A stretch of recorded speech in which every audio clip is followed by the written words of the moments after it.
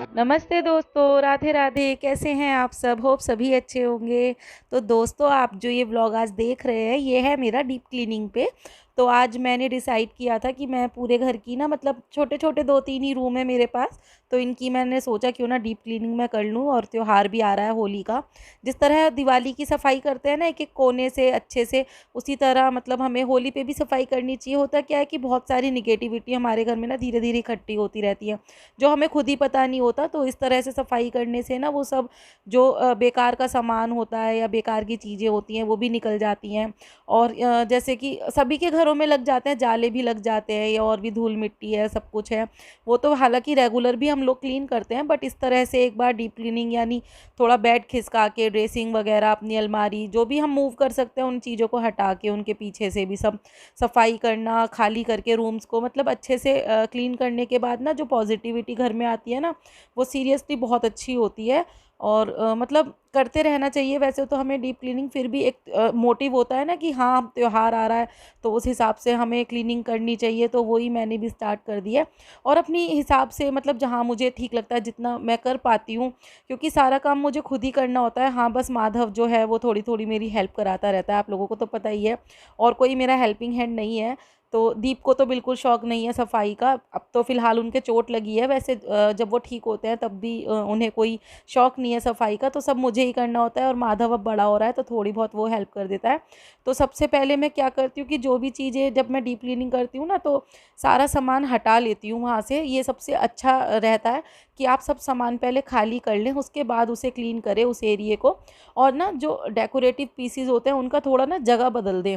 उससे क्या होता है ना कि हमें भी एकदम नया सा लगता है। अगर हम उन्हीं चीज़ों को वापस उसी जगह पे फिर से लगा देंगे तो हमें ना थोड़ा पुराना पुराना ही लुक लगता है। मगर अगर हम चीज़ों को, जैसे यहाँ बुद्धा जी थे, अब उन्हें हटा के मैंने यहाँ गणेश जी रख दिए हैं। और छोटे वाले प्लांट्स हटा के मैं बड़े वाले प्लांट्स रख दूँगी। ये मनी प्लांट्स की बॉटल भी मैंने खुद ही डेकोरेट करी है। इन्हें भी हालांकि मुझे अभी चेंज करना है, मुझे फ़िलहाल टाइम नहीं मिला, तो इन पे भी मैं पेंट करके थोड़ा और चेंज कर लूँगी। तो इस तरह से ना एक लुक ना नया आता रहता है, और हम जो है ना बोर भी नहीं होते हैं। हालाँकि मेरे घर पे ना डेकोरेशन के लिए बहुत ज़्यादा स्पेस नहीं है, क्योंकि छोटे ही रूम हैं और मतलब स्टोर रूम भी कुछ नहीं है, तो मुझे स्टोरेज भी काफ़ी चाहिए होती है। तो इसीलिए मैं बहुत ज़्यादा ना डेकोरेट नहीं कर सकती घर को, क्योंकि फिर वो ज़्यादा भरा-भरा लगता है। इसीलिए अपने आप को भी मतलब जगह भी चाहिए होती है। इसीलिए जितना भी है मैं कोशिश करती हूँ उसे साफ़-सुथरा और सजा के रखूँ। मेन चीज़ है सजाने के साथ-साथ कि हमें उसे क्लीन भी रखें। होता क्या है ना कि हम डेकोरेशन तो रख लेते हैं, मगर उसके बाद अगर उन पे धूल-मिट्टी चढ़ती जाए, तो वो अपने आप को ही ना बेकार लगने लगता है। तो इसीलिए सामान हमें उतना ही रखना चाहिए जितनी हम उनकी क्लीनिंग भी कर सकें। और ये कुछ मतलब बैग्स वगैरह जो उसके ऊपर ड्रेसिंग के ऊपर मतलब मैंने सुबह ही रख दिए थे जब क्लीनिंग कर रही थी, अब हटा दिए हैं। और मैं किसी भी अलमारी हो या ड्रेसिंग हो या कुछ भी हो, मुझे कपड़ा बिछाना मतलब उसके ऊपर एक कवर कर देना मुझे बहुत पसंद है। और इन सब चीज़ों को मैंने मतलब वॉश कर लिया था और दोबारा से फिर उन्हें सब बिछा दिया। अब मैं आ गई हूँ, जब तक मतलब क्लीनिंग हो और फ्रिज क्लीन ना हो तो ऐसा तो हो ही नहीं सकता, तो मैं आ गई हूँ फ्रिज क्लीन करने। हालाँकि रेगुलर कपड़ा तो इस पे मारती रहती हूँ, बट सब सामान निकाल के और एक ना मतलब एक डीप क्लीनिंग उसको भी बहुत ज़रूरी होती है। तो उसके सारे जितने भी कवर वगैरह हैं सब मैं वॉश करूँगी। हालाँकि फ्रिज के अंदर मैंने सब में ज़्यादातर कवर बिछा रखे हैं, फिर भी उन्हें हटा के अच्छे से क्लीन करना, वॉश नहीं कर रही हूँ फ़िलहाल, मैं आज ड्राई क्लीन ऐसे ही कर रही हूँ। तो मैं जो एक डीआईवाई बनाती हूँ क्लीनिंग के लिए, सिरका, जो वाइट सिरका होता है वो, और खाने वाला सोडा, उन दो मतलब उनको एक बॉटल में मिक्स कर लेती हूँ और थोड़ा सा डाल लेती हूँ पानी।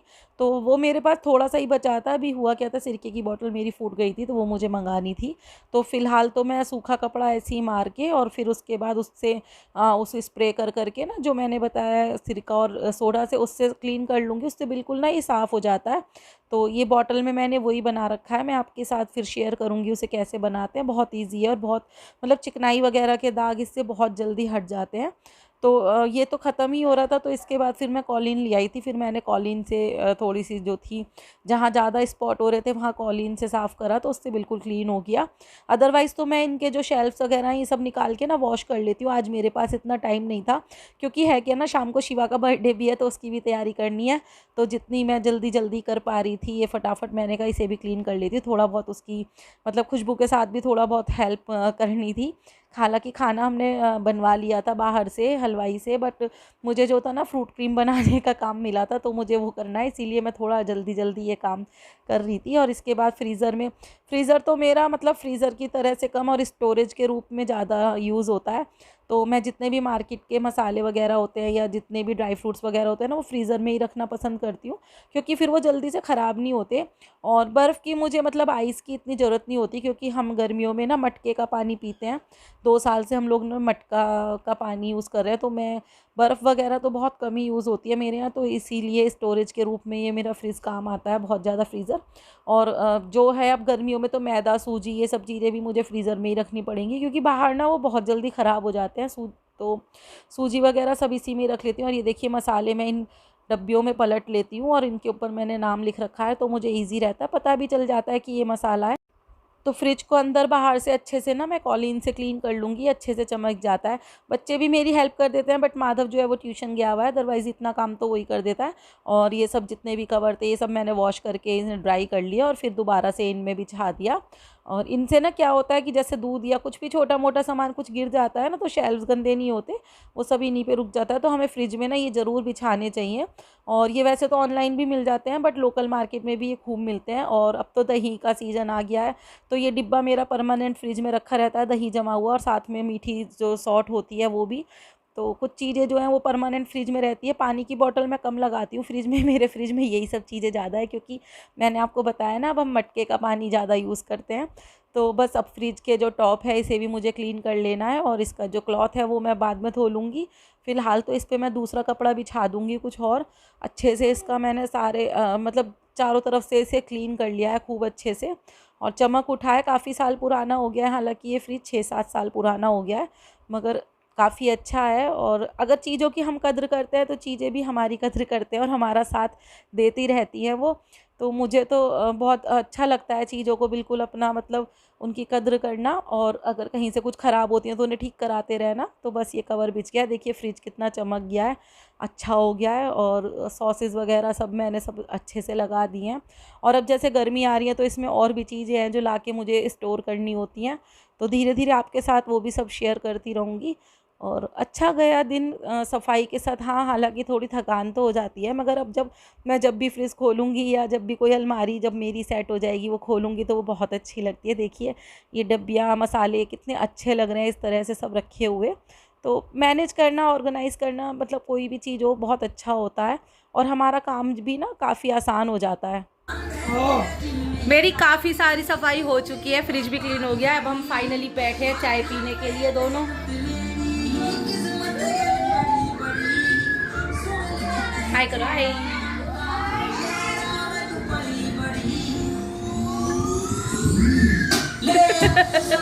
ड्रामा। तो जैसे कि मैंने आपको बताया था आज है 7 मार्च, और आज है शिवा का बर्थडे, हमारे लाडले का बर्थडे। और शिवा का नाम जो है ना ये मैंने ही रखा था, क्योंकि वो शिवरात्रि महाशिवरात्रि वाले दिन हुआ था, शाम का समय था जब वो हुआ था। तो जब वो हुआ था होते ही मैंने कहा था कि मैं इसको शिवा कहूँगी, चाहे कोई कुछ भी कहे। तो जब से उसका वही नाम चल रहा है, और सच में वो ना तांडव मचा देता है कभी कभी घर में, इतनी शैतानी करता है। तो सब यही कहते हैं कि इसकी ताई ने रखा है ये नाम, बट मुझे वो बहुत प्यारा लगता है, बहुत अच्छा क्यूट बेबी है। तो आज उसका बर्थडे, फ्रूट क्रीम बनाने की जिम्मेदारी मेरी है। तो मैं फटाफट फ्रूट्स वगैरह कट कर रही हूँ, कुछ खुशबू ने कट कर दिए थे, कुछ मैं कट कर रही हूँ, इसी तरह मिलजुल के हम लोग काम कर लेते हैं तो अच्छे से। और हाँ, आप लोगों को लगता होगा रोज़ ही हमारे घर में बर्थडेज होते रहते हैं या पार्टी होती रहती है, तो हाँ 7 बच्चे हैं हमारे घर में मिला के, और कभी किसी का बर्थडे होता रहता है, और हम लोगों को अच्छा लगता है इंजॉय करना। तो बस मैंने क्रीम के अंदर ये बूरा मिलाई है और इसे अच्छे से मिक्स कर लूँगी। क्रीम एक्चुअली आने में थोड़ा लेट हो गई थी, क्योंकि फ्रेश क्रीम मंगानी थी, तो इसीलिए। तो अब मैंने बाकी सब तैयारी थी, बस इसमें फ्रूट्स वगैरह मिक्स करके और इसे रखना है फ्रीज़ में चिलोने के लिए। जब ये ठंडी हो जाएगी तब उसके बाद हम इसे सर्व करेंगे। और आज हमने जो खाना है ना, छोले भटूरे बनवाए थे, बट वो बाहर ही बनवा लिए थे। तो जैसे कि हमारी शॉप है, तो एक हमारी शॉप पे कचौरियों का भी काम होता है, तो आज हमारा वहीं से खाना बन के सब आ गया था, और बहुत ईजी रहा, और बहुत टेस्टी खाना बनाया था उन लोगों ने। तो बस थोड़ा सा दूध मैंने इसमें मिक्स कर दिया है। रेसिपी मैं आपके साथ अब धीरे धीरे इन चीज़ों की दोबारा शेयर करूँगी, क्योंकि ये बहुत ज़्यादा क्वांटिटी में है, इसलिए मैंने आपके साथ शेयर नहीं करी। और छोटे छोटे प्यारे प्यारे बच्चे आ गए हैं बर्थडे में, और बस उनकी हो गई है पार्टी स्टार्ट, और हम लोग भी करेंगे अब इंजॉय। आप भी चलिए।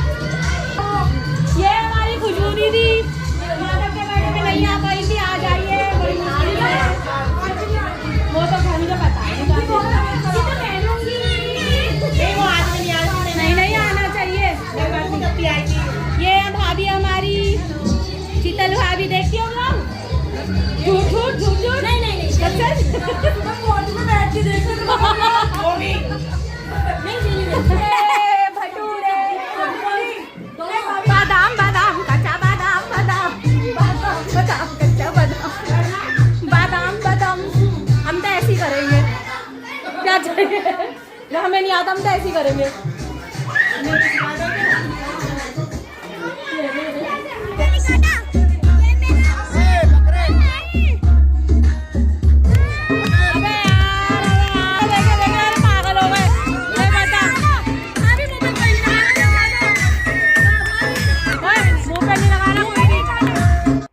तो दोस्तों ज़िंदगी बहुत थोड़ी है और मैं चाहती हूँ कि मतलब मैं भी खुश रहूँ और मेरे आसपास जो हैं सब खुश रहें और मैं जितनी खुशियाँ दूसरों में बांट सकूँ, तो बस मेरा यही रहता है।